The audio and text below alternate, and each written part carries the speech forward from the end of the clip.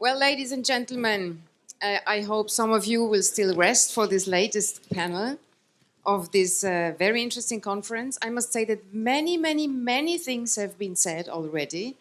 And I don't want to say not just only not by us, but I mean, regarding what we discussed now, there was many political panels, many political discussions, many military discussions, but now we would like to put a slide on the sociological, social, and individual perspective of how to, not to admire the problem, but to find solutions. My name is Katja Gentinetta. I am a Swiss political philosopher.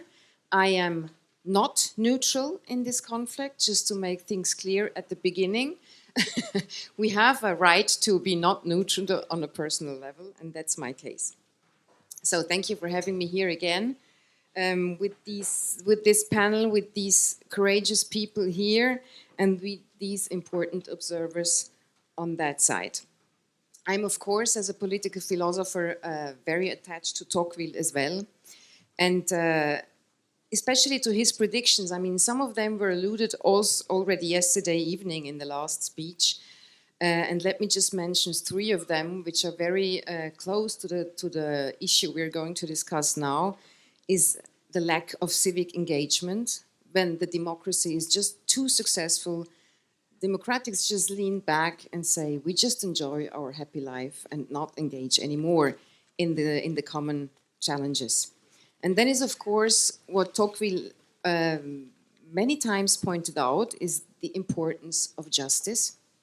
We're going to talk about that also. And for those who read both volumes to the end, see that he already told about the threat of Russia towards the West and the Democrats. So we have many in common, and we are going to discuss many of these things now. I have, unfortunately, to excuse Catherine Belton. She had to stay in London. You might imagine that with the almost putsch of Prigozhin, she has to write on that, she has to make research on that, so she cannot be with us. Instead of her, we have Pavel Fischer, a Czech politician, ancient ambassador to France. Some of you might know him, and as senator, he was also chair of the Committee on Foreign Affairs and Security. So you find not his bio in the program. So this panel is now about how to de-Sovietize the past, while in the same time we face a new totalitarian relapse. The question is Europe ready for a moral and political rearmament of democracy? The question are a bit, why did both, I mean, even Russia and Europe, Western Europe especially, Western Europe, fail to deal with the crimes of the communism? Why was that just another thing than the Nazi crimes that Germany dealt with a lot? So what did we miss in history? Why didn't we look at that? The question is also, is a free Russia, a free, liberal, democratic Russia even conceivable? I mean, would that be a possible future at all? And of course also, how can Europe protect itself from Russia's imperialism? I mean, we all know, after all the discussions and what we read every day, that it might not stop in Ukraine if Putin is going to win his war. And also the question if a trial for Putin would help things out. We will see. I would first turn to Anastasia Schevchenko.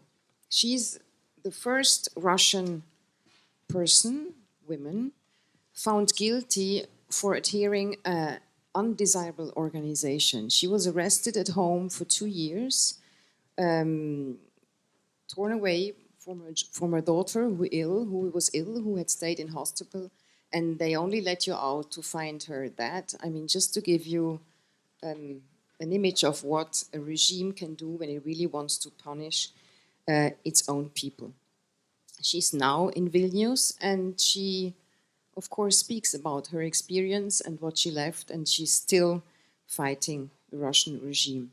So my question to you regarding the issue of this panel, why was there no de-Sovietization in Russia? why was there no assessment of the past? And if that was the case, why are there people like you risking their life, risking their security to rebel against this regime? I mean, where does this come from? Were you not just eluded in this all fake reality? Why did it come that you came to rebel? And do you think a trial would help you that lived a trial? D'abord, je voudrais dire merci beaucoup pour l'invitation à la famille de Tocqueville, à l'heure. It's all I can say in French, sorry. Well, not all, but mostly all. When I speak French, it's very, very slowly, so I'm going to switch to English. And thank you to all the team organizing this event, interpreters, sound, video, everything is so good, and I'm really happy to be here. So speaking about trial first, why do I think people should blame Putin, and why do I think he's guilty? I would start with something personal, my story. Because of Putin, I was detained multiple times for debates, for protests, for seminars, you name it. I was arrested. I spent years under house arrest. My daughter died alone, as you mentioned. They didn't let me see her. She was a disabled child, just like a baby, dying alone in the hospital. Also, he's guilty because my niece, who lives in Ukraine, used to live in Ukraine, she was diagnosed with cancer when she was 2 years old. She spent 2 years in Israel fighting cancer. She did it, she managed, and she came back to Ukraine on the 23rd of February, and the next day the war began. She woke up because of shelling. I remember our video calls, and she was like, Nastya, bombs are everywhere. But she wasn't afraid because in Israel she was protected. She thought in Kharkov it's the same thing, but not, unfortunately. He's guilty because my other nephew, who lived in Kharkov, was hiding behind the armchair, absolutely sure that the armchair can protect him against Russian violence. Now all of us are in exile. Now all of us are refugees, my Russian family, my Ukrainian family. Also, because of Putin, my friends are in jail. Some of them are in exile, as I am, and others are in jail. My friend Vladimir Karamurza is sentenced for 25 years of jail. Another friend, Artem Kamardin, is facing 10 years of jail because he wrote a poetry asking people not to participate in this war. Another friend who is just 20 years old, he's facing 10 years of jail because of his anti-war position. Unfortunately, what I do is I write emails and letters to my friend in jail. This is the reality. Yes, Putin is guilty. This is personal, this is emotional, and as a politician, I should be more rational. So, what is rational here? Somebody told yesterday that freedom is responsibility and education. Unfortunately, there is no responsibility and no good education nowadays in Russia. We are not responsible, and it stems from the Soviet Union. I give you some short example, like people were poisoned by counterfeit alcohol, cheap one. 35 people died. Who is responsible? They say CIA is responsible. It is dirty outside in the streets in Russia. Who is responsible? Local authorities? No. They say it's Obama or America because they are distracting authorities from doing good inside Russia. And it's all the time the same. People are dying in Ukraine. Who is responsible? Fascists. Some Ukrainian imaginary fascists are responsible, but we are not responsible somehow. It's not about us. All the politicians, never take responsibility. They lie every day, every time they promise something, they never do. Another thing about Soviet Union, we got used to repressions. We never had a trial on those who were guilty. Nobody was accused of these repressions in Soviet Union. That's why nowadays the attitude towards repression is like, well, it's normal. Paramount Pictures made a documentary about my story. In this film, I'm scattering the ashes of my daughter. It's an awful story, it's a tragic one. My son is crying there. And we had many screenings in many countries as we are shortlisted for Oscar. So in the US, after each screening, when the lights are on, people in the audience, everyone is crying. And they're asking the same question, how did you go through this? How cruel the regime is, and so on. When you show this documentary to Russian people, they say, well, you know, shit happens, but the dress in the film is very good. A total, complete indifference and irresponsibility.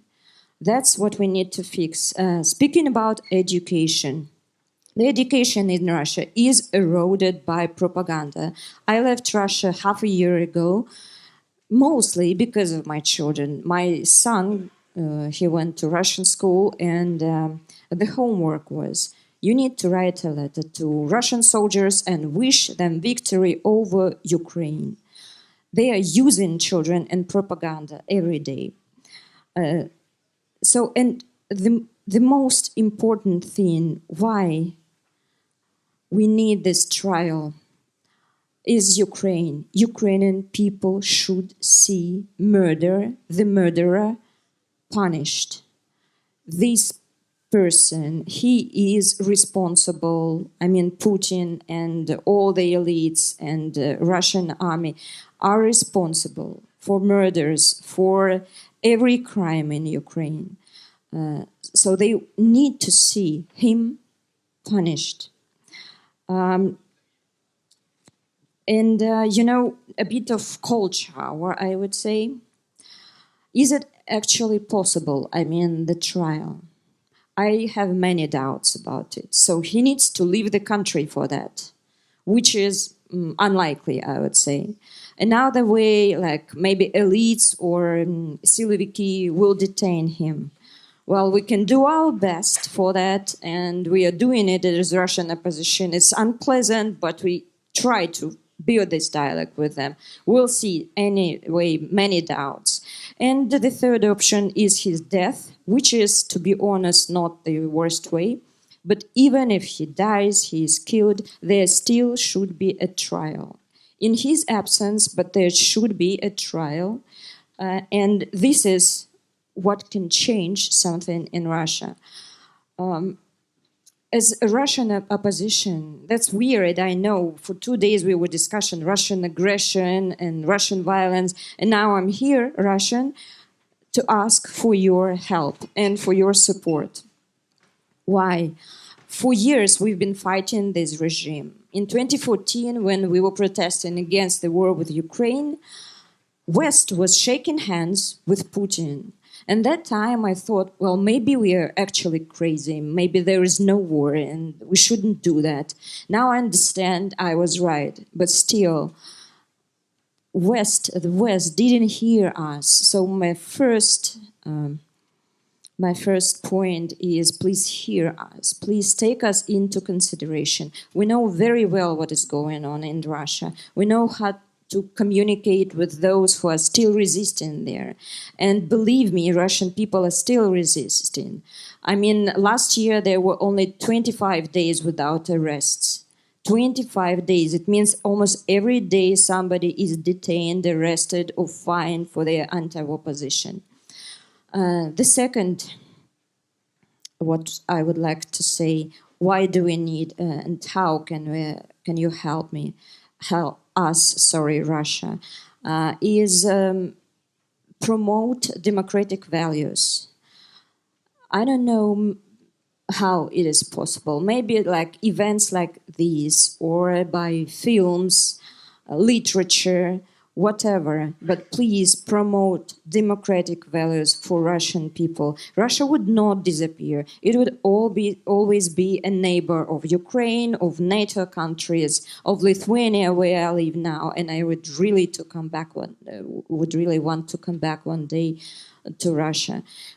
Russian people should see that it's okay to live with democracy. That's what we need. We need freedom. And democracy is very fragile. Please fight for it. And the last but not the least, wherever I go, when I see Ukrainian people, I just ask for forgiveness and be sure I'm ready to bend my knees in every Ukrainian city destroyed or attacked by Russian troops. So the third thing I ask you to do is to help Ukraine to win quickly.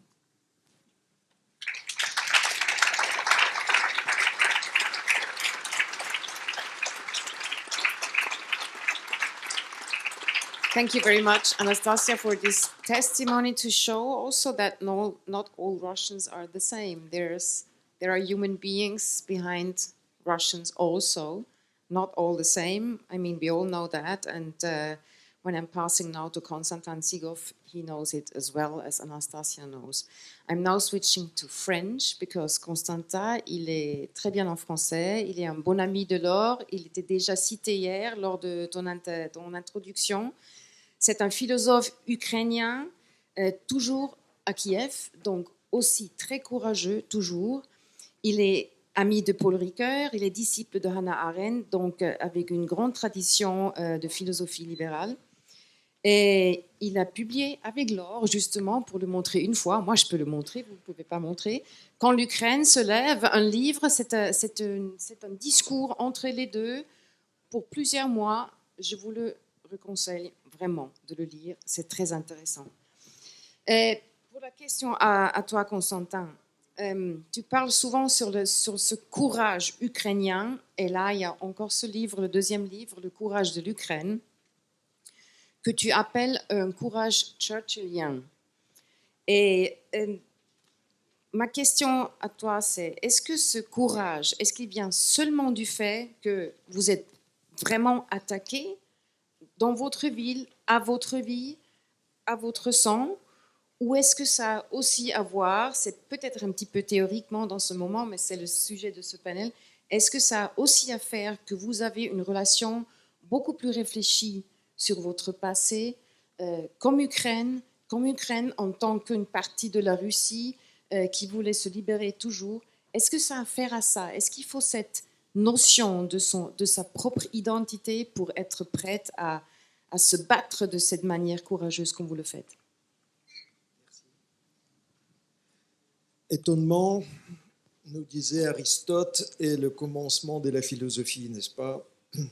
Qu'est-ce qui nous donne le buffet d'oxygène ici et le sens particulièrement fort de la gratitude à votre égard? Le contraste entre l'expérience des bombardements, des sirènes d'alerte, des blessures de la guerre d'un côté et de l'autre, cette oasis de la paix, de la sagesse ici exprimée dans chaque détail de votre programme, et évidemment pour quelque chose dans cette parole très forte exprimée par l'ambassadeur Alexandre Sherba, mais il y a encore plus d'autres choses. Je crois que, vous vous souvenez peut-être, l'année dernière, j'ai adressé une lettre à Alexis de Tocqueville. Aujourd'hui, je voudrais poursuivre, aller plus loin et adresser en fait ma propos à la famille de Tocqueville, ici présent, à chaque membre de votre équipe qui est organisée, qui a mis en musique la composition de nos conversations de Tocqueville. Et vous allez voir que ce n'est pas du tout une formule pour commencer. Au contraire, c'est le leitmotiv de tout ce que je veux dire aujourd'hui.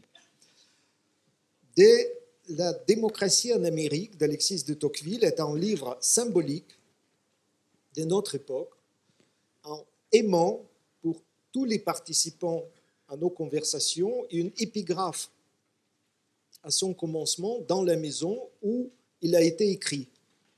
La crise profonde de la démocratie aujourd'hui attire particulièrement l'attention sur la pensée de Tocqueville. Son analyse des ethos démocratiques nous aide à ne pas perdre de vue les distinctions fondamentales. L'éloignement des citoyens de la vie civique et politique est un problème urgent et nous nous souvenons de l'endroit où cette maladie a pris les formes les plus extrêmes, l'Union soviétique. L'aliénation totale de la vie politique définit le phénomène des Homo soviéticus. 3 générations des soviétiques ont été habitués au fait qu'ils n'étaient vraiment pas autorisés à élire les autorités locales ou les dirigeants du pays, ni les sans-partis, ni les millions de communistes soviétiques n'ont choisi Staline, Khrouchtchev, Brejnev, etc. Les régimes dictatoriaux de Loukachenko et Poutine sont revenus à cette pratique soviétique. Ils ont assassiné leurs opposants et détruit la liberté des médias, de la justice et toute tentative d'institutionnaliser la démocratie. Leurs clans ont perverti et vidé de leur sens toutes les notions clés du vocabulaire de la démocratie et de la pensée de Tocqueville. Sous nos yeux, ils ont tenté d'imposer cette réaction anti-Tocqueville à l'Ukraine. Mais ils ont été vaincus à 3 reprises. En 2004, la révolution orange n'a pas permis de falsifier les élections du président ukrainien. L'homme orange a triomphé de l'homme Homo soviéticus, l'homme soviétique. Mais l'apathie restait aussi tentante pour notre société que pour d'autres pays européens. Nous perdions l'espoir et en automne 2013, il semblait que notre société comptait bien plus de consommateurs que de citoyens actifs. Nous étions sceptiques et nous sous-estimions l'énergie qui n'était pas visible à la surface des débats politiques. À quelle profondeur sociale était-elle cachée à nos yeux? En 2014, la révolution de la dignité du Maïdan a montré la capacité de la société civile ukrainienne à défendre la liberté. Les catégories clés de la pensée de Tocqueville, incarnées par l'action civique à Kiev, ont défié le Goliath du Kremlin. La philosophie de la liberté de Tocqueville est devenue une arme dans les mains du nouveau David de notre histoire. En 2022, toute l'Ukraine est devenue un immense Maïdan et un champ de bataille pour la démocratie. Le dragon totalitaire ne se contente pas de tuer les gens. Il impose la vision la plus basse et la plus dégradante de l'homme.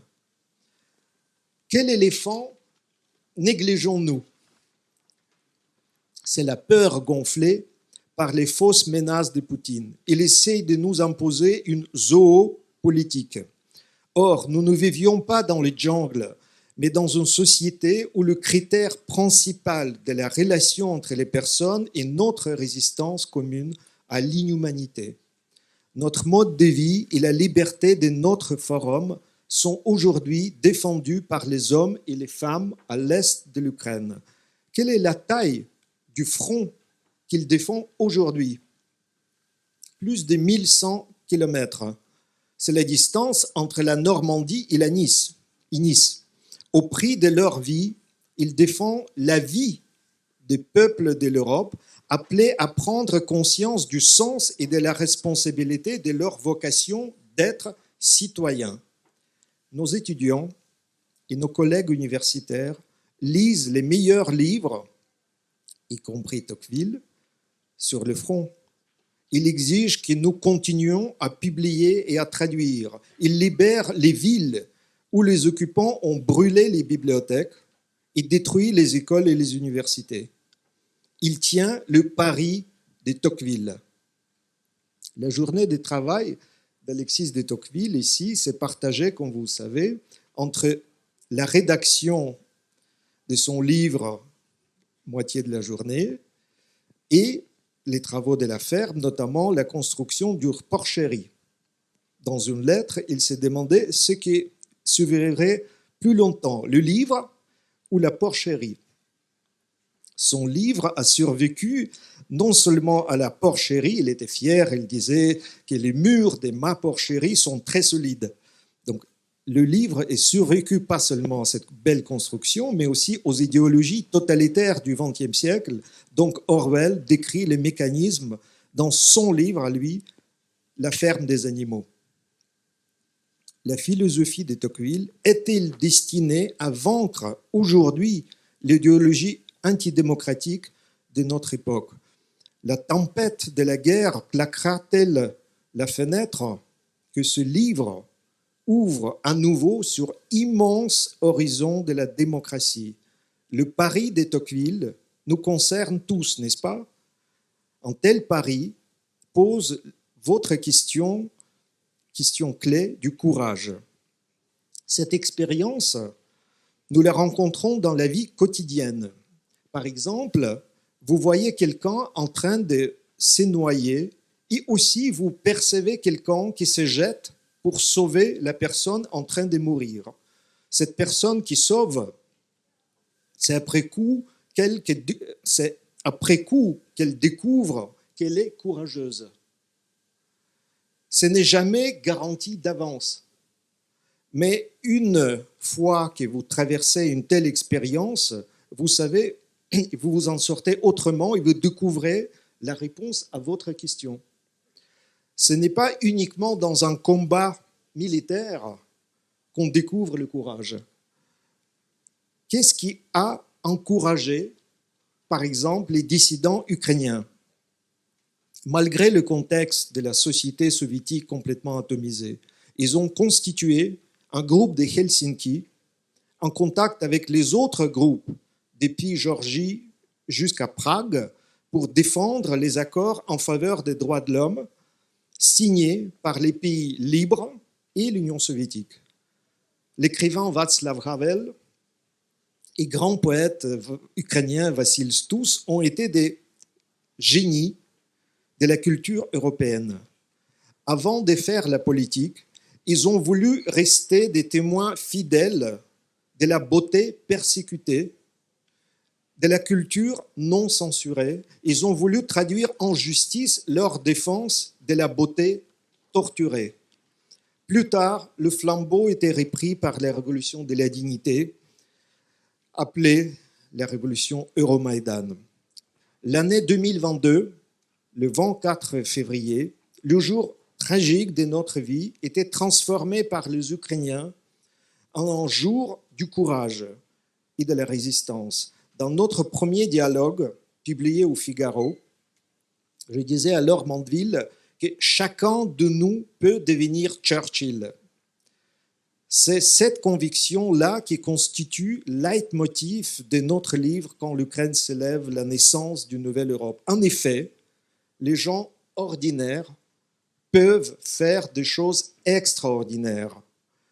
Plusieurs semaines, les combats autour de notre ville natale, Kiev, ont donné la première victoire militaire, mais aussi politique et morale.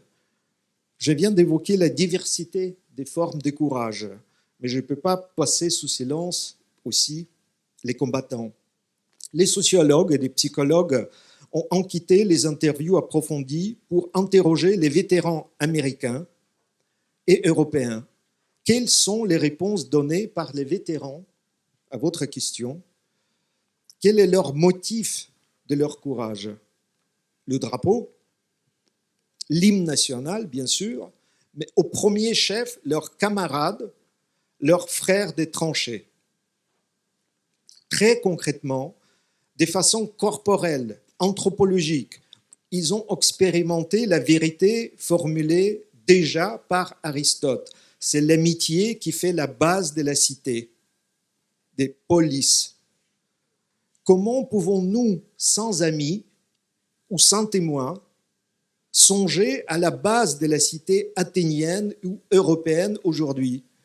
C'est avec un autre, avec un ami, qu'on peut affirmer véritablement il n'est point de bonheur sans liberté, ni de liberté sans courage.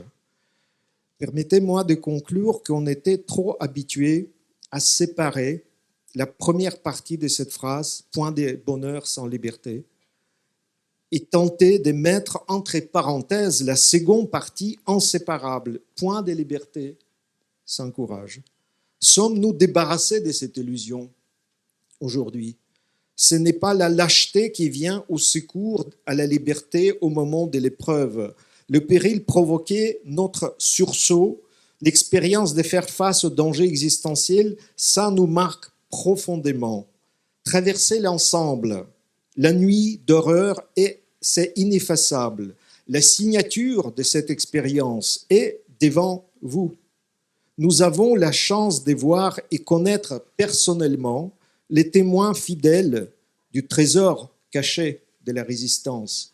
Et c'est à travers l'Europe, et ici en France, vous pratiquez l'accueil extraordinaire. Vous mettez en forme justement dans un esprit tocquevillien le courage, l'hospitalité, le courage de l'hospitalité et l'intelligence d'accueillir, la beauté et la joie des retrouvailles avec les anciens et nouveaux amis. Sincèrement, après nos 2 jours de conversation, la famille de Tocqueville peut dire « Nous pouvons être fiers de nous-mêmes. Ô combien nous voulons avec vous dire la même chose après notre victoire commune. »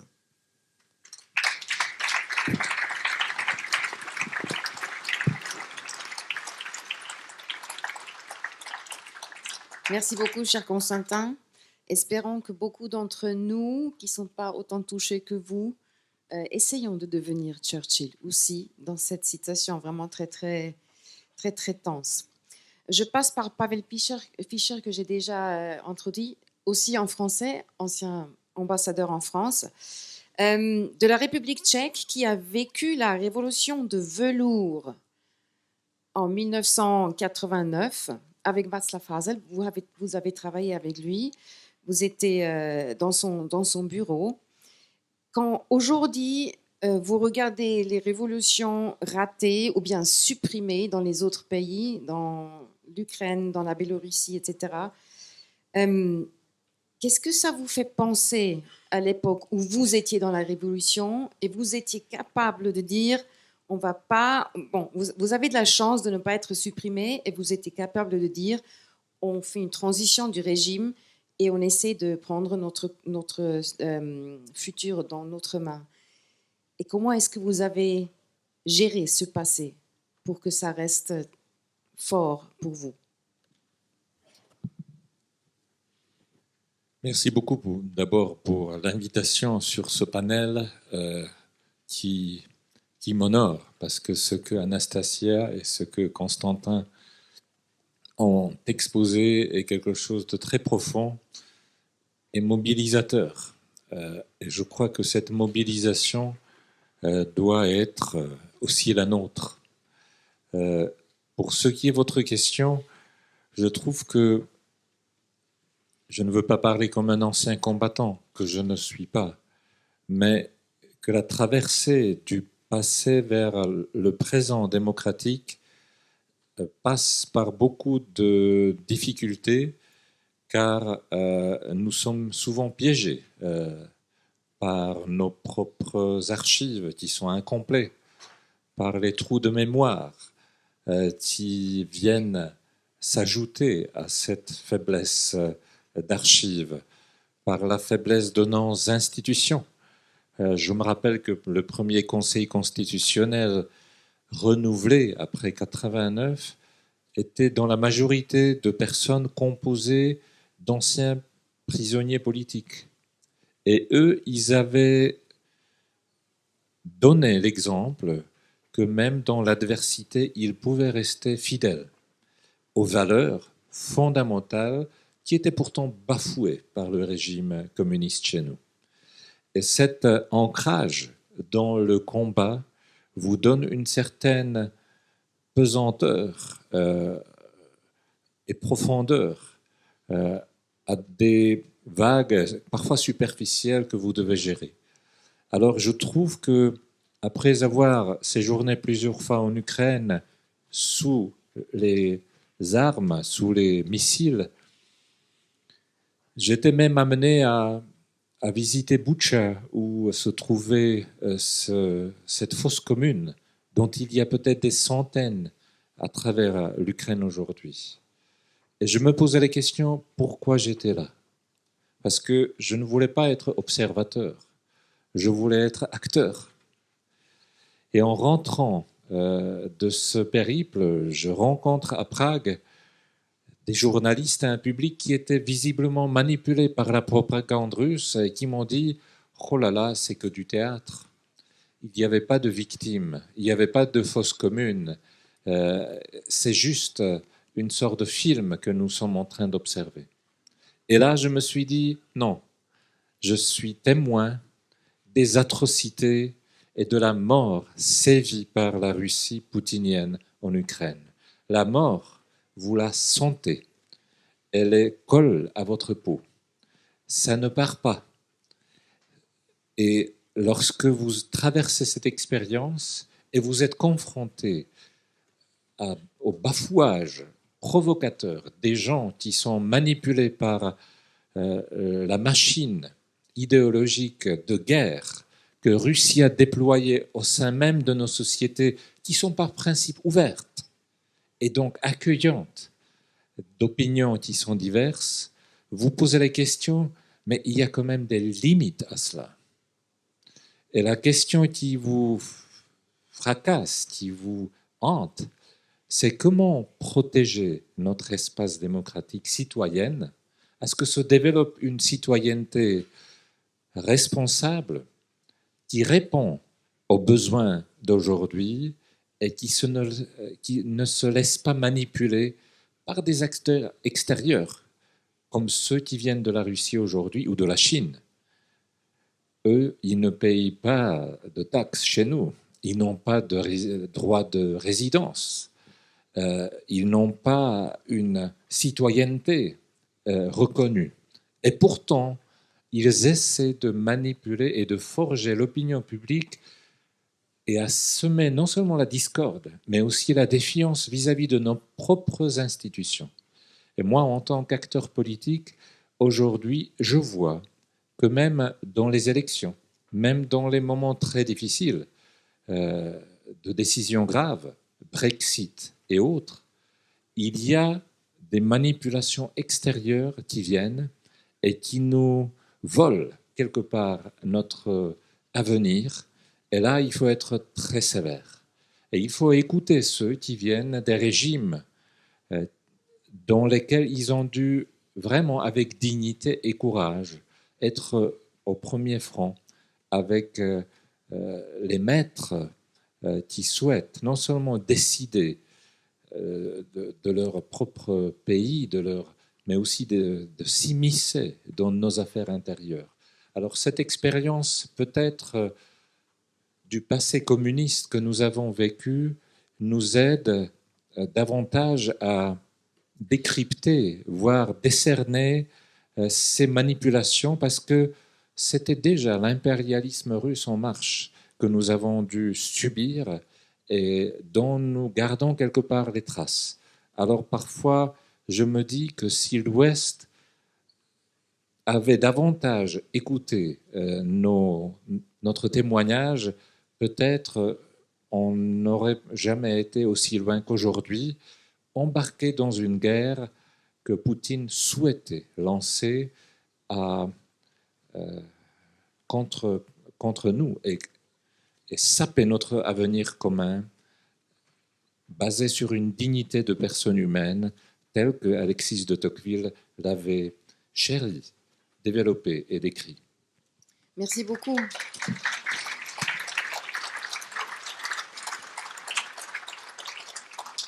Donc, ça fait presque semblant qu'on est capable de comprendre le poutinisme si on a déjà vécu le communisme.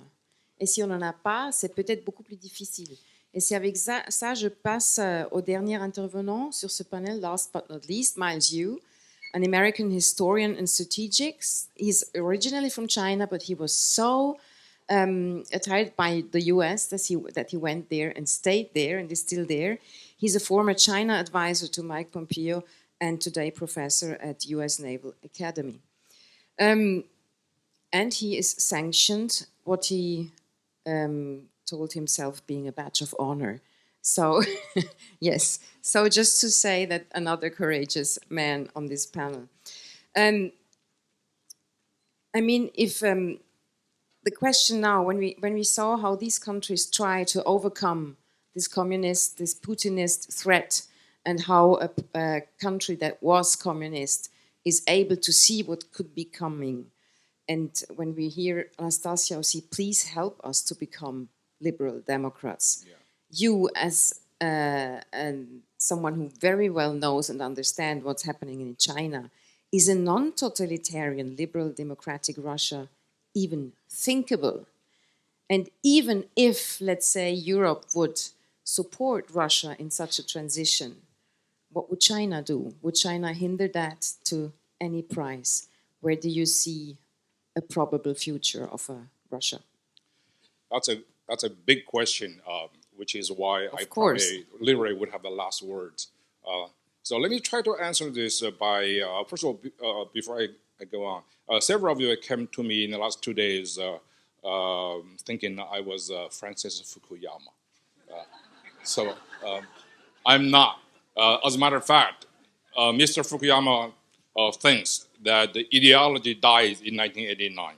So after 1989, communism died in Europe and the whole world will be the world of kumbaya. I'm exactly opposite. I'm from China. I know communism is alive and robust, so the revolution continues, shall we say.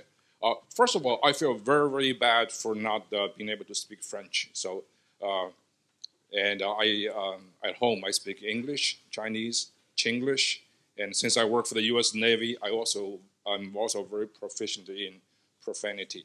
But I know that the French now is really a lingua franca of deep intellectual discourse, and I got to learn French now so I can join you, and also I could also read in the Figaro, particularly Laurie's columns. Speaking of, thank you very much, Laurie, for inviting me here. 2 weeks ago, it was a Father's Day in the United States. So I took my 16-year-old boy to Mount Vernon, George Washington's heritage home.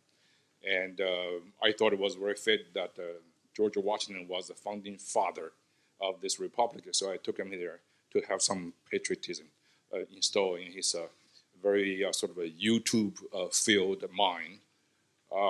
You walk into George Washington's house, manor, and in the front door is a original display of a gift given to him by Marquis Lafayette. It was the key to the Bastille. So your liberty from ancient regime and our liberty from monarchy and tyranny were deeply connected. And it's so very fitting here, come to Normandy, of all places, to have this great discussion about European security and its ramification to the rest of the world. So Normandy, that's where Americans' blood was shed and for the common cause. And most importantly, this is Tocqueville Foundation. Tocqueville is the greatest Frenchman, in my mind, as a professor in college, because I taught Tocqueville in my classes for all these years. And speaking of French, I think it's only fitting that the best book ever written about America is not an English-speaking American; it's a French-speaking Frenchman. So that's really is important. So your fate and America's fate were intricately connected. So in a few days, both nations will celebrate our birthdays. So happy birthday, America, and viva France. So let me just, talk about, I worked in the Trump administration. For all 4 years, all we heard in the United States was Russia, Russia, Russia. Even though people working within the administration, we really focus on China, China, China. But now, of course, the new administration continue that kind of hard work, and so congratulations, Madam Ambassador, for carrying on this very correct China policy. And then here, for 2 days, I hear nothing but Ukraine, Ukraine, Ukraine. They're all connected. It's two battles of the same war. Before I elaborate on that, let me just briefly to illustrate this fundamental fact. I hear the profound dilemma, sense of ambivalence and anxiety in the last 2 days about how to build your self-reliance in Europe, while keenly aware the three over-reliances you have. One is that you are over-reliant on Russia for energy. You're also over-reliant on China for trade and economy, a market. And also, on security side, you're also over-reliant on America. So this is something that Europe you have to consider how to rebuild your self-reliance, and by juggling all the three very big topics. Now, 50 years from now, if you look back at the history, you'll realize the crowning achievement of the Trump administration, despite all these faults, all these cranky personalities, would be that we single-handedly changed the global dialogue on China. We place China as the #1 national security threat to the United States. As a matter of fact, when Secretary Pompeo went to London in January 2020, just about the time the COVID hit the rest of the world, he made this stunning announcement. He said, the threat posed by the Chinese Communist Party is a central threat of our time. At the time, people thought, this is just a robust American Secretary of State come here to make a wild statement. That assessment has been accepted as given by most of the American allies and friends. Why did we reach that assessment? It's based on the following three things. We have reassessed China's strategic intent. We realize while Russia is striving for global relevance, relive its imperial past, China is striving for global dominance. They have developed many, many ways to reach that goal. And they believe, if you live in China, if you're a Chinese leader, your biggest fear is the Chinese people. They spend an enormous amount of time each day, each year, on how to control the people, establish a surveillance system, the police force, social credit system. Everything is about how to control the population of 1.4 billion. And their biggest fear is the Chinese people would identify with the values and principles that America will represent. So in this sense, it really doesn't matter which party is in charge, Democrats or Republicans. The very existence of the United States and the system, value system it represents, poses a mortal threat to the Chinese Communist regime. And they made it very clear to that. So we understand the Chinese Communist Party's ultimate goal, their end game, is to destroy American democracy, destroy Americans' prestige worldwide, along with it, Americans' economy and trade and all other things. So this is all their idea. You read Chinese documents, you read their policy leadership statements, it's all there.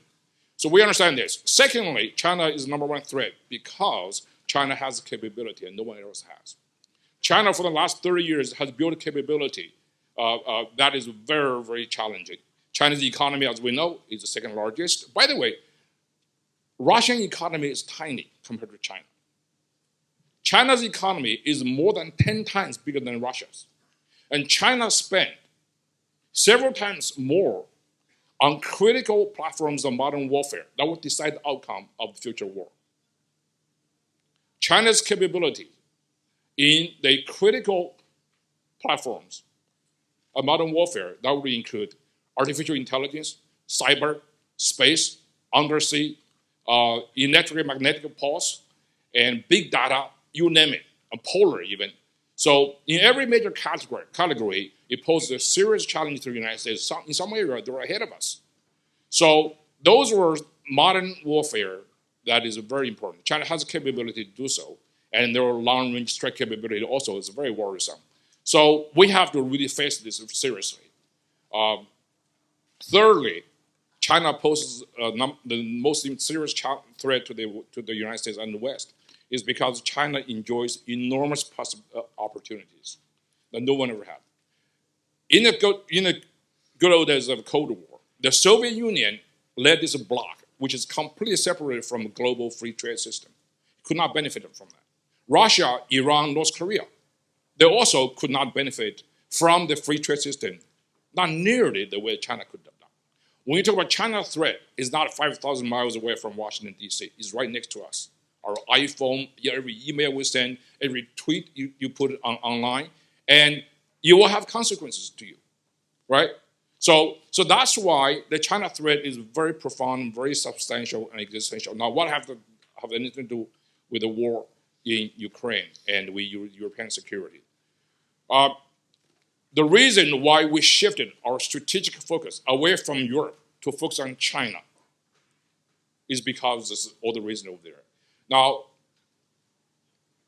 Russia's war in Ukraine is unjust, barbaric. Russia must be defeated. Well, United States must defeat Russia along with our friends in Europe without reshifting our focus away from Indo-Pacific, away from China. That is a preponderant consideration of American government. How do we do that? We have, an ambassador mentioned all this effort we've made to support our Ukrainian friends. And so we'll do our best do that. And I think, think about this. I mentioned the war in Ukraine and the war in Asia, particularly the war in Taiwan, is two battles of the same war. Because Vladimir Putin and Xi Jinping share exactly the same logic of aggression.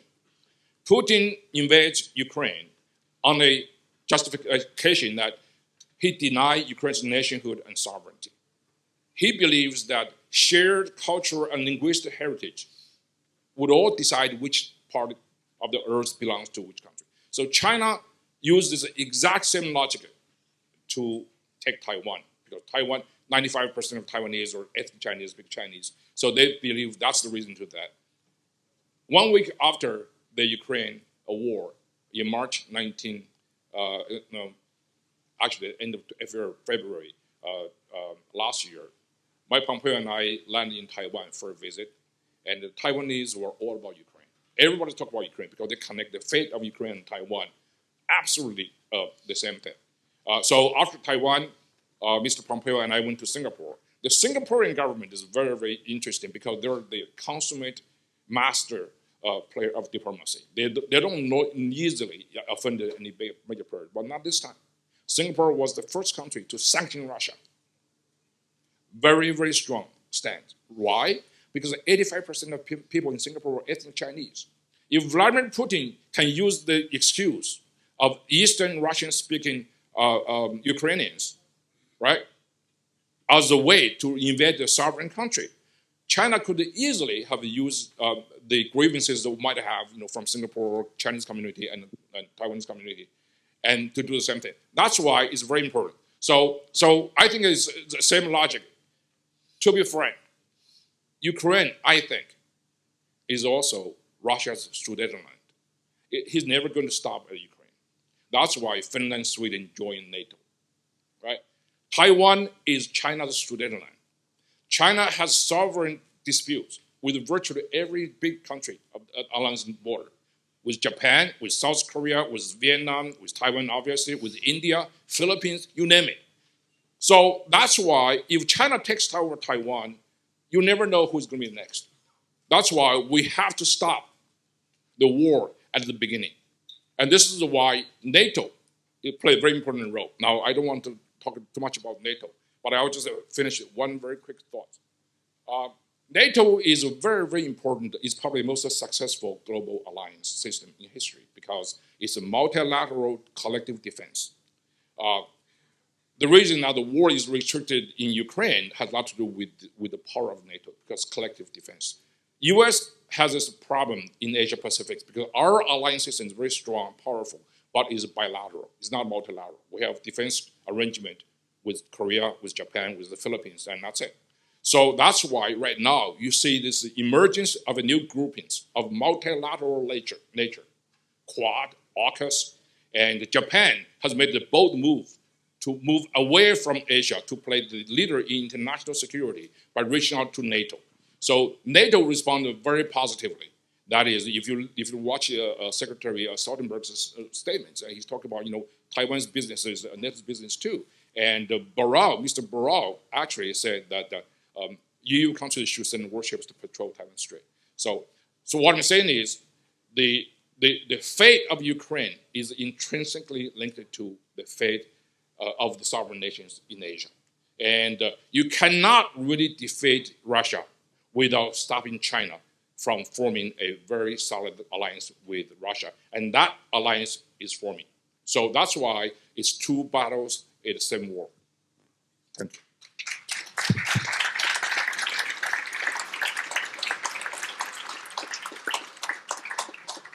Thank you very much for making that clear. So we know that the history will not end so soon, but we have a greater battle before us. Coming back to Anastasia and to Constantin regarding a bit the social dimension of what we are talking about. I'm now going into a second round, and as we are late, we are not going to prolong forever.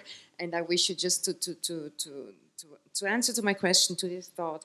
I mean, Anastasia, Putin, we know very well, and you stated it with his fake news, with his illusions, with his irrealities that he's producing there. One main thing of him is mocking Europe for its decadency.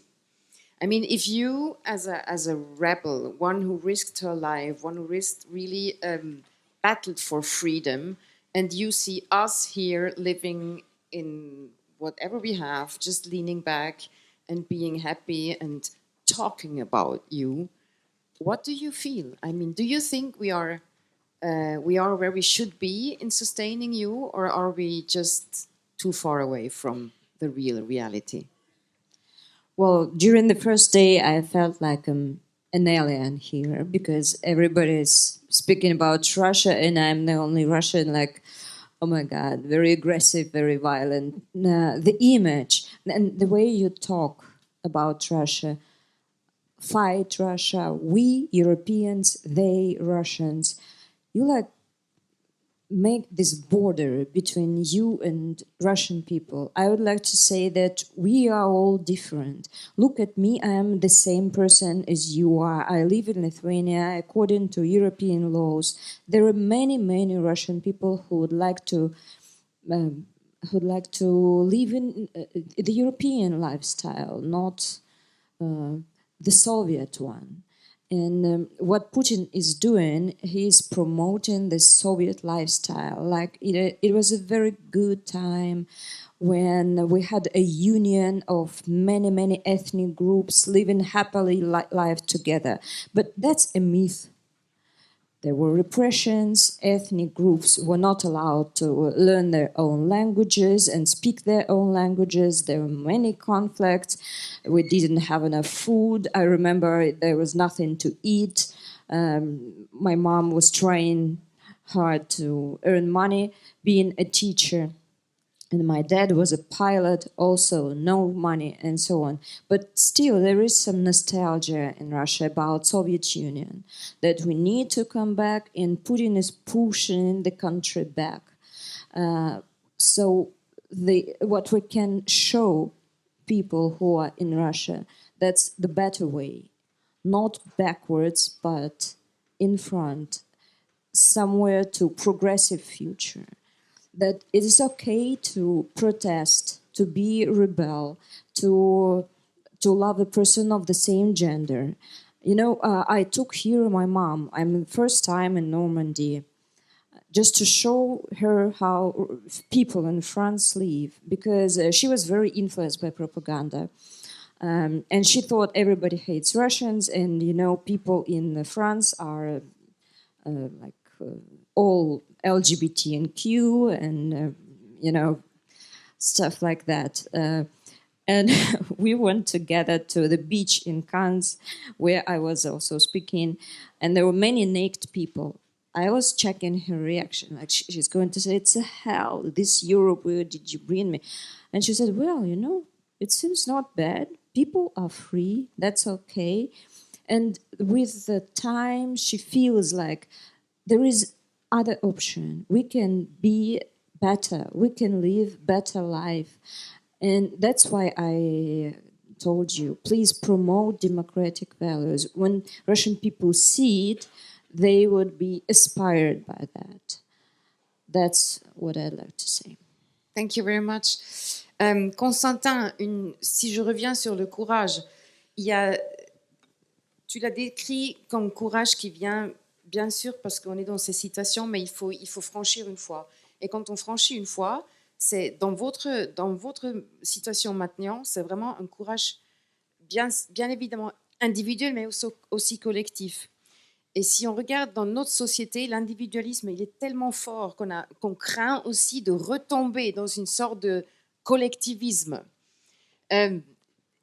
C'est pour ça aussi qu'on ne veut même pas penser à une telle situation, qu'on ne veut même pas penser de revenir et d'être pris par cet impérialisme russe, parce qu'on veut rester individualiste.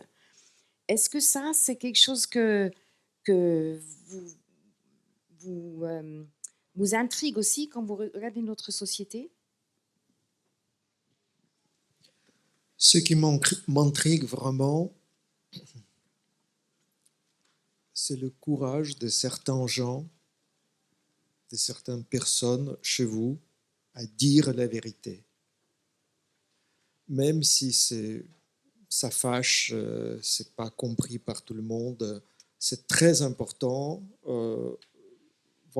de se battre dans cette champ de bataille, en fait, essentiel. Nous avons compris, après le putsch avorté, que le maillon faible de tous les systèmes putinistes, c'est la peur de la vérité. Ils ont peur. Laure Mandeville, dans son papier à Figaro, dit que ce rébellion a brisé le tabou du mensonge. Depuis 9 ans, ça n'a aucun rapport ni avec le temps, ni avec d'autres dangers, entre guillemets. C'était juste une question de prendre chez les voisins tout ce qui peut enrichir le groupe des mafieux. Et en fait, l'année dernière, qu'est-ce qui provoquait ma lettre adressée à Alexis de Tocqueville? Tout le printemps à Kiev, je ne voulais pas critiquer le candidat aux élections présidentielles en France. Au mois de mai, j'étais étonné qu'on continue à Paris s'interroger, faut-il humilier Poutine? J'ai écrit cette lettre en disant comment, Monsieur Tocqueville, dans votre pays, on peut mettre sur le même plan l'agresseur et l'agressé et même poser la question, faut-il humilier l'assassin? Eh bien, la réponse est donnée historiquement. Poutine était humilié infiniment plus par quelqu'un de son entourage le plus proche. Qu'est-ce qu'il a fait? Il a prononcé un discours honteux, il a pris l'avion pour disparaître des radars, il a signé un chèque, il a accepté un deal. Voilà comment il était humilié par les milices de Wagner. Alors la question, est-ce que l'Occident peut faire mieux que les milices de Wagner? Est-ce qu'on est vraiment plus fort que les gens qui ont fait le marche après Rostov, Voronezh, etc. Et à mon avis, ça commence par le courage de dire la vérité. Vous parlez de décadence. C'est vieux comme le monde. Les barbares disent que la civilisation est décadente. Rome est décadente. Mais encore une fois, qu'est-ce qui nous montrait le putsch? Il y a un an, l'Europe a vu que Poutine ne connaît pas du tout le pays qu'il a attaqué, il ne connaît pas l'Ukraine, il ne connaît pas l'Europe.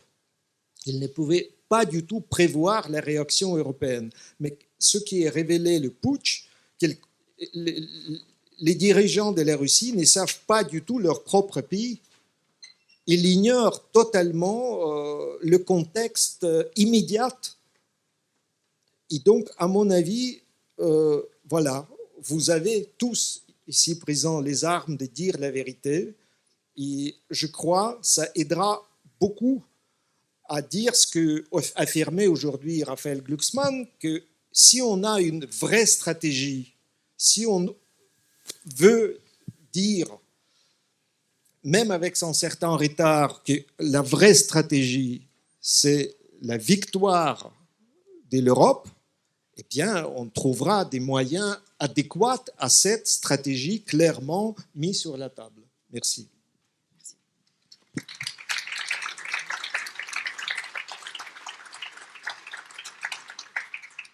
Je voudrais bien poser à vous, Pavel Fischer, une question. Vraiment, quand on connecte le communisme, le nazisme, le poutinisme, et on connecte comment on parle avec du passé, on voit que dans nos sociétés, à l'Europe de l'Est, il y a quand même un mouvement assez prononcé, disons, communiste, néo-marxiste, anticapitaliste, qui joue sur ce passé, qui joue par la fascination de l'autocrate, du socialisme, et qui fait ça, bien évidemment, sous le titre de lutter contre le changement climatique, mais il y a toujours cette notion de system change qui vient aussi quand il parle de ce grand mouvement.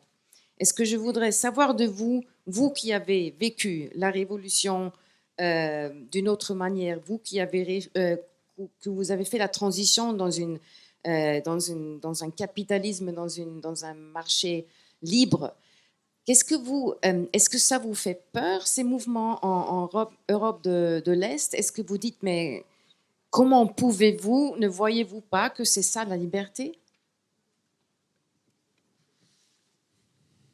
Oui.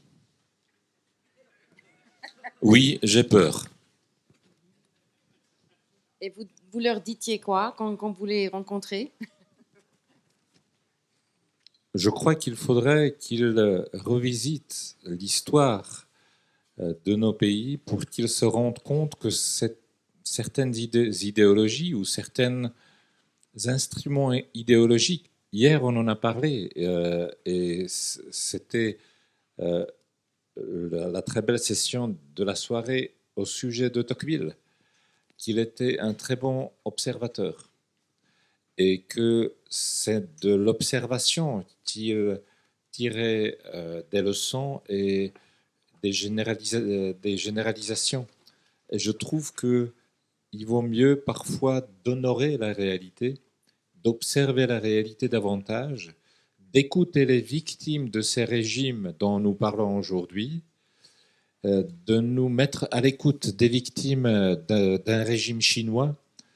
Ils sont tellement nombreux et on n'en parle pas suffisamment. L'autre jour, j'ai revisité à distance la situation dans un pays en Amérique latine qui s'appelle Cuba. À Cuba, vous avez des prisonniers politiques, mais par milliers. Vous avez des gens qui sont disparus littéralement des radars, qui sont portés inconnus. Le régime sait bien où ils sont dans l'isolement total depuis 3 ans ou davantage. Et si vous regardez les ramifications de Cuba, vous les trouverez, par exemple, à Venezuela, où ils collaborent avec la Russie, avec la Chine, avec l'Iran. Et vous pouvez compléter la peinture avec des points d'interrogation. Comment faire face à ces régimes qui s'attirent et qui se renforcent? Quelle est la profondeur stratégique d'une Russie aujourd'hui qui fait cette agression à l'Ukraine? Elle s'allie avec l'Iran, le système iranien, avec la Corée du Nord. Alors c'est ça notre défi. Il est vraiment global. Et plus tôt on le comprend, mieux ça sera pour nous, parce que certaines idéologies que vous mentionnez peuvent nous mettre dans un état de manque d'attention vis-à-vis de ce danger qui est réel et qui est réel aussi pour chacun de nous. Merci beaucoup. Now my last question to you, Miles. Just to continue a bit on this, I mean, Europe has let himself divide by China and this club 14+1, where China practices the dialogue with Eastern European countries. Your foreign minister of the Czech Republic now said that this China club is dead now, also due to an American intervention. So my question is this also a moment for Europe to understand that liberty is more important than economy? And if Europe understands this, will European people and American people stand with Ukraine even when it's becoming economically difficult? Sorry. Yeah. That's an excellent question, but also equally excellent was the question that you posed to our Czech colleague here. That is, let me put it this way. Today is actually a very interesting date. Today, yes. Is it good? It's good? Yeah. July 1st, it's the big holiday in China. It's the Chinese Communist Party's birthday. It reached a membership of 980 million. Okay. Well, no, 980 million. Right? No, it's 98 million. 98 million membership. It's close to 100 million. So, but not the ruling clique rules China basically. It is absolutely ideologically intoxicated political party. I'll tell you why. In China, all college universities, the whole total number of college universities is about 3,000. Party school, where the Chinese Communist Party trained its cadres, learning Marxism, Leninism, Mao Zedong, Xi Jinping thoughts, double that number, close to 7,000 at all levels. So it is a very Marxist-Leninist country. It is trained. It's a policy, domestic policy, foreign policy is all guided by some of the basic fundamentals of that. So, when the United States say we have this extreme competition with China, right? I don't know what the extreme mean, but I can watch it in the sake of the word strategic. We have so many strategists in Washington, so they use extreme competition.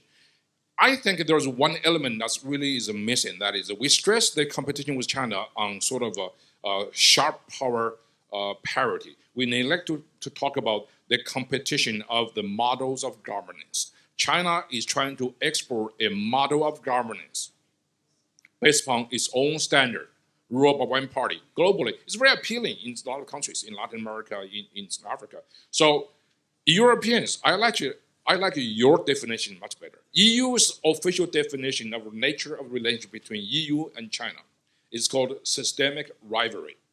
Now, I asked Gunnar Wigan when he came to DC a couple months ago, so what do you mean by systemic?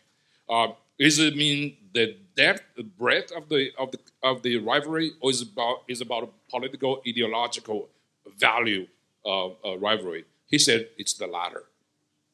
I like that better than our extreme competition. Please tell President Biden that. Yeah.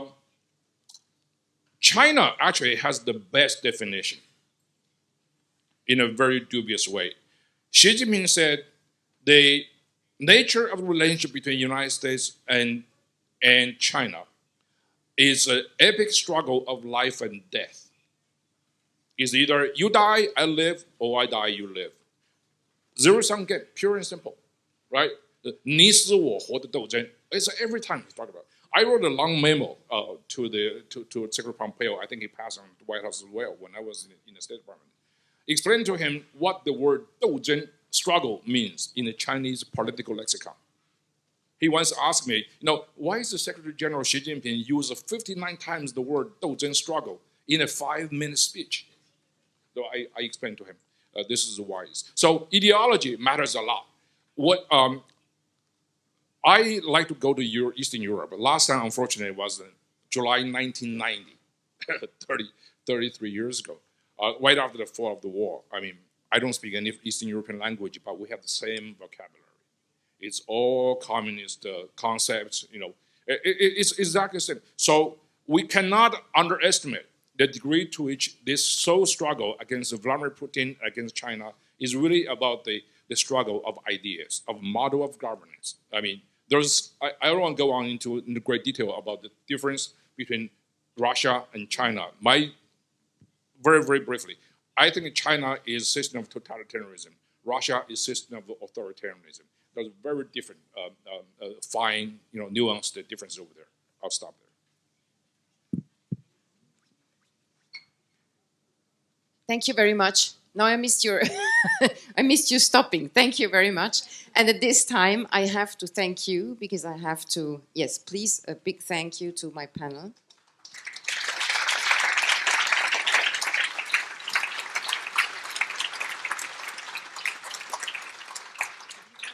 And I would like, wait, okay, they allow me one question. Yes, okay. Could you please go with the microphone? Yes. From son to father or more in general? No, absolutely not. I actually would ask a question which Pierre Lelouch would call cold shower. So in case you want some happy end, maybe second question would be good. So my question is to Anastasia, because you said you are negatively surprised to see making this border between Europe and Russia.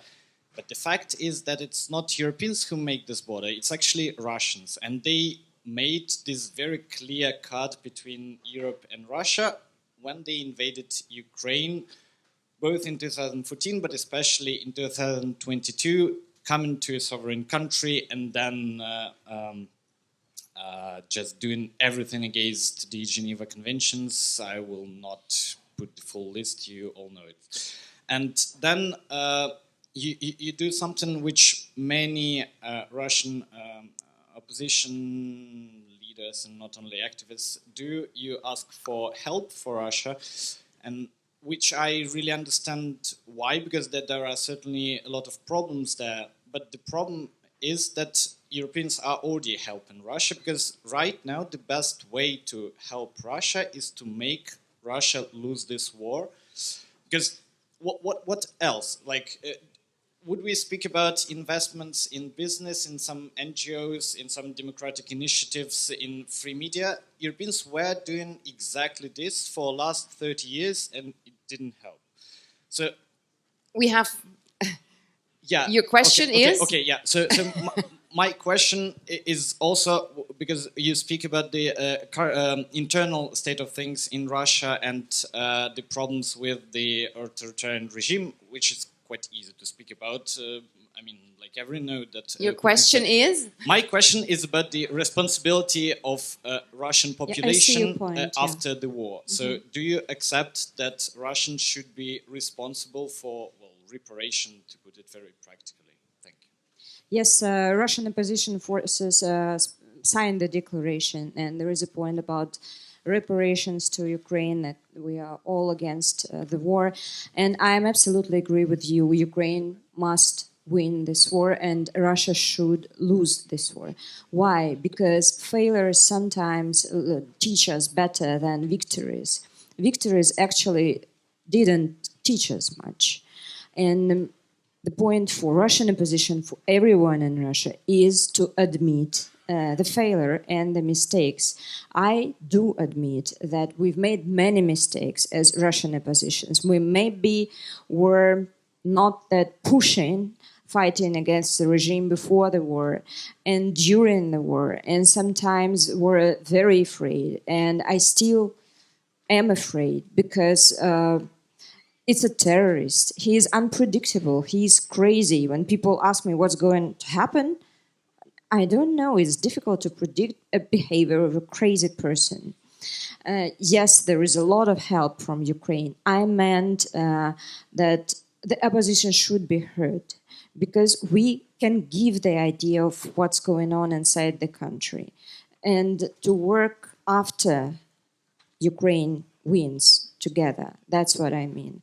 But you are absolutely right. Yes, we need to admit we were mistaken. We need to admit it was a crime and to give names. Thank you very much. Before I now bring Daniil Beilinson to stage, just one word from Constantin.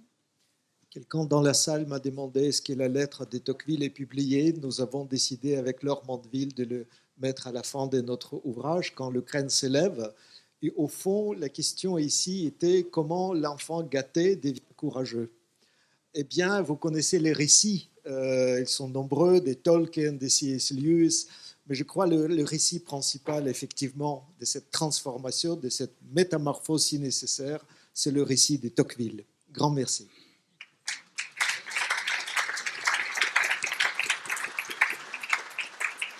Thank you very much. And now I would like to have Daniil Beilinson with me and with you, but I cannot see him. Ah, okay.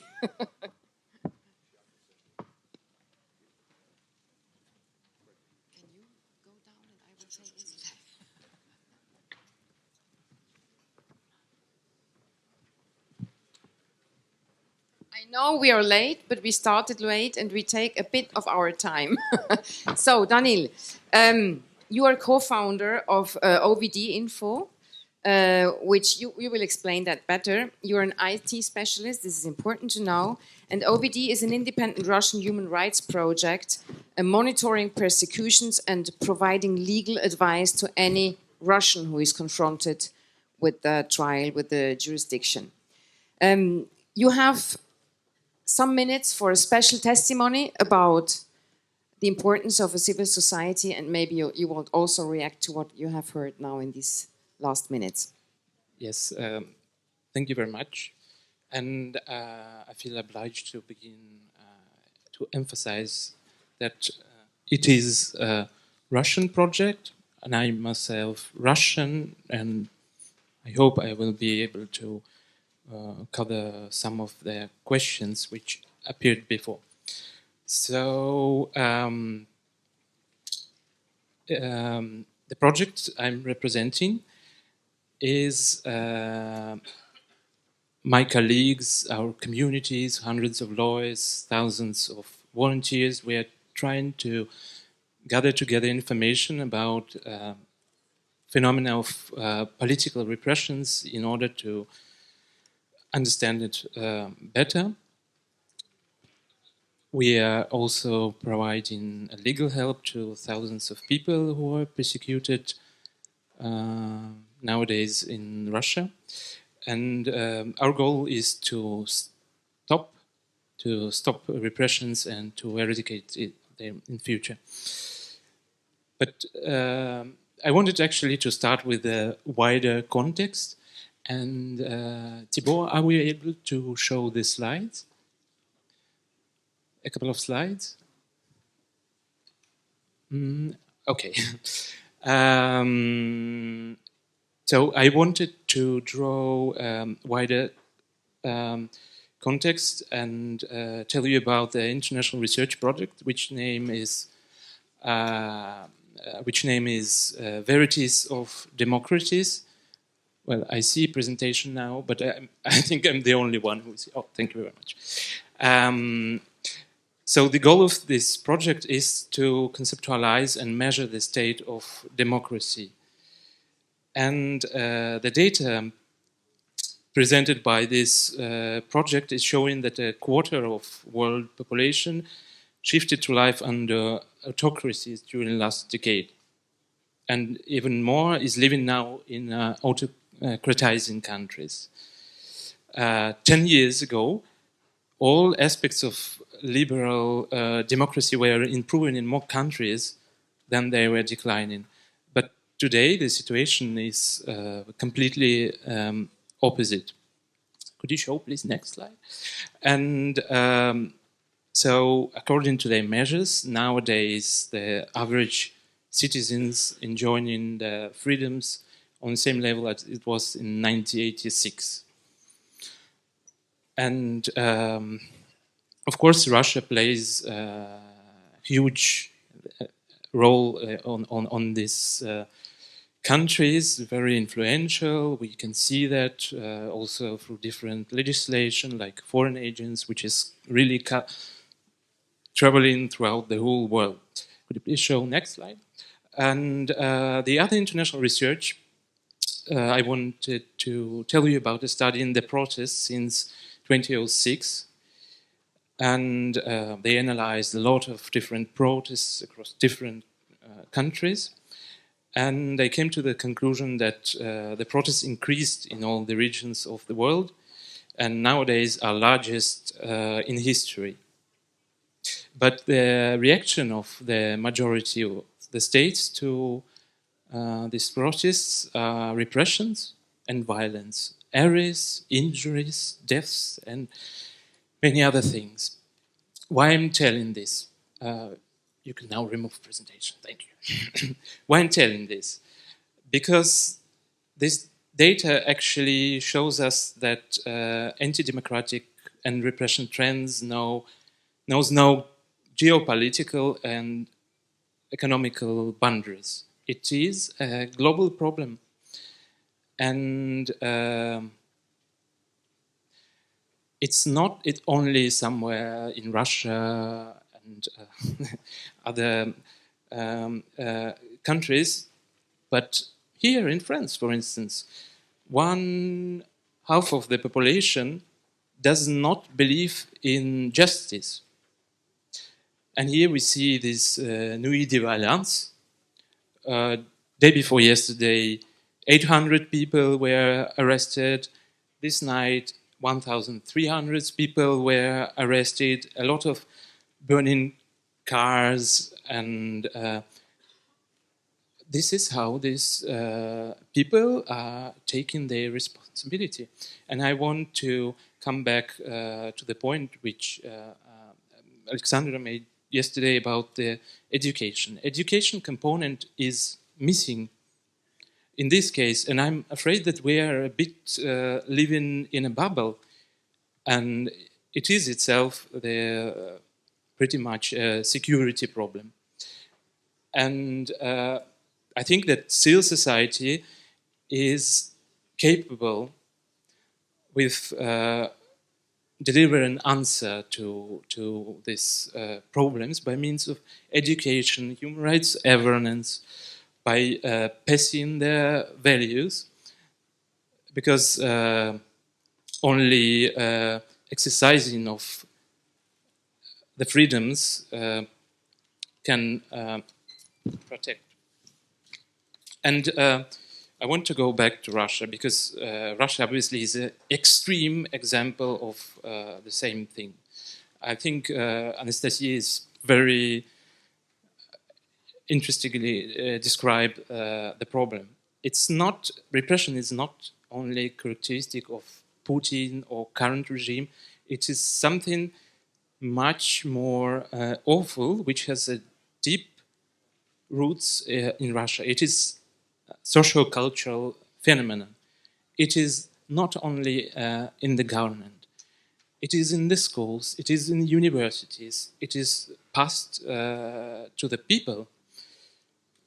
And of course, we need a trial. And of course, we need a trial not only on Putin, but on a wider circle of people.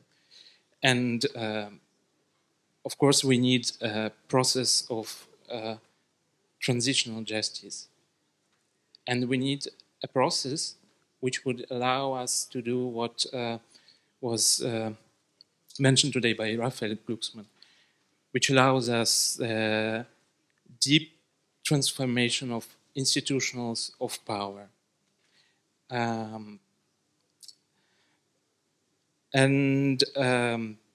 So we need it in the legislative power, we need it in judicial power, and of course we need it in media, we need it in civic life, and we need it in education. We need to create conditions, then the rule of law and civil liberties would be real and would be really supervised by supranational institutions. We need civic space, but we not only need these systemic conditions, but we also need social conditions. When people, again, start to cooperate with each other, when the political competition will appear, when violence become unacceptable. And I think we have a very, very long way ahead of us to achieve that. But at the end of the day, I think this is one of the most important security problems, because this war will end. I hope that Ukraine win this war, but the security threat will stay there. And in this social, cultural phenomenon. So the current regime will start failing sooner or later. We see already this kind of black swans flying around Kremlin with the eyes of Prigozhin and these kind of things. But it could lead to uncontrolled flow of violence. It could lead to the civil war. But it could also lead to the initiation of transitional justice process, and deep transformations. And besides of obvious unpredictability, it's largely depends on activities of civil society, on the availability of network of experts, of journalists, of different initiatives who would draw the attention to much bigger problems which we have as a society. And I have to say that the state of civil society is now very weak. It is weak in Russia because civil society killed with every day, but it is also weak in Europe. We are struggling to survive. We don't have this powerful network of civil society organizations. There are people who left Russia. There's a lot of very talented people, but there is no enabling environment which would allow us to use them. And I think there is no strategy and long terms of view in Europe which will recognize civil society as an important actor. And I think this is exactly where we need help at first. But and I think it is in our mutual desire to fight this social culture phenomenon, because at the end of the day, it's not, as we unfortunately see, it's not only Russians who have suffering because of that. So I wanted to finish with one very simple thing. We were discussing a lot of security troubles and weapons, and I just wanted to say that education, let us remember that education is also a very powerful long-term weapon, and civil society as well. And I see how Tocqueville Foundation give us a very good example, because there's a lot of young people today in this room, and I think it's brilliant. Thank you.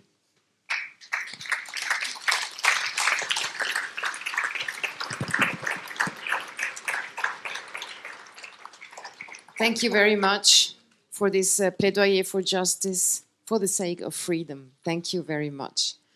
And now I hand over, because time is running, I hand over to the conclusion.